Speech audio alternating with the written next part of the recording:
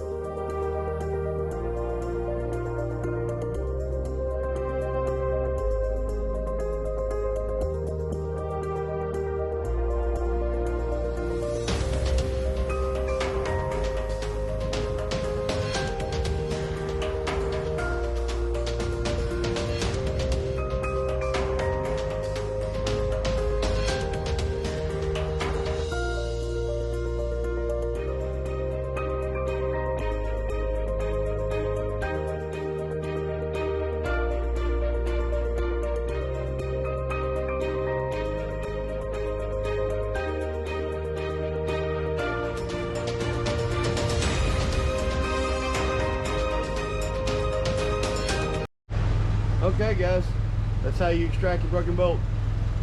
Still a couple more to do, so I'm just gonna go ahead and knock them out. Hey everybody, thanks for watching. Please subscribe and hit the like button. And don't forget to share and hit that notification bell.